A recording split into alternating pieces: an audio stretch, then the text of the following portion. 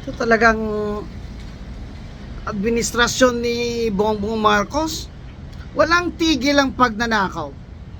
Mga kababayan, habang tayo ay nalilingat sa budget na usapan at sa mga token nila na mga pag-aresto sa mga DPWH officials dahil sa kickbackan dyan sa DPWH, mga congressman, ay walang nagsasalita tungkol sa pangungurakot dyan sa Department of Agriculture ni Secretary Laurel, who is the best friend of Bongbong Marcos. Secretary Laurel, sagutin mo ito. Baka hindi mo ito alam.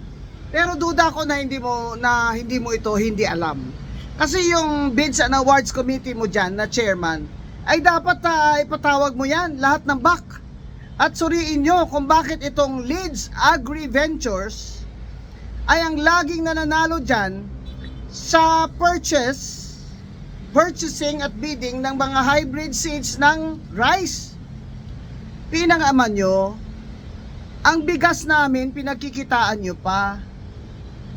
Animal. Mananagot kayo. Akala nyo walang magsusuri niyan? Mahiyahiya ka naman, Secretary Laurel. Sabi mo malinis ka, honest ka. O sige, boljakin mo yung Bids and Awards Committee chairman mo.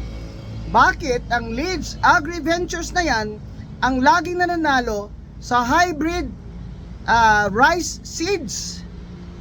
At yung patron nila na si Mr. O ay simula pa ng 2023 o 2024 ay gumagala na sa buong Pilipinas dahil hindi ka ang mga farmers na magtatanim niyan ay binibentahan ng mahal na hybrid rice seedlings dahil kikikbakan nila yung taas ng presyo dyan.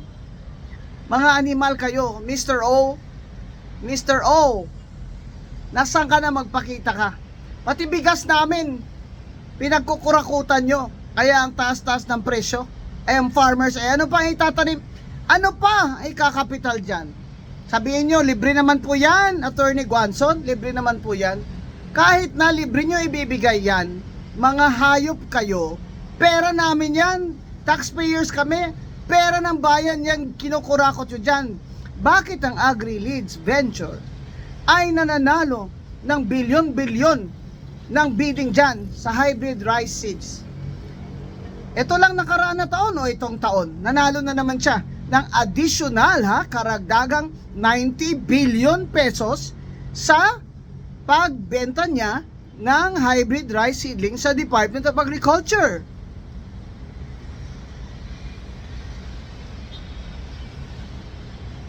Mga UDIP, kamo dyan, animal. Ayus-ayusin mo nga yan, Secretary Laurel, ha?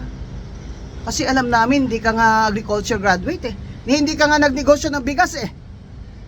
Na-point ka dyan dahil best friend ka ni Bongbong. Hindi naman sa Secretary.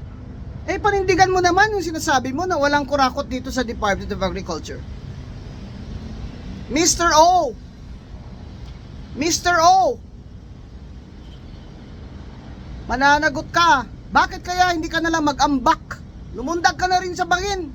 Ikaw ang dapat lumundag sa bangin, Mr. O. Kasabwat mo dyan ang Bids and Awards Committee at baka kung sino pang mataas na opisyalis dyan sa Department of Agriculture.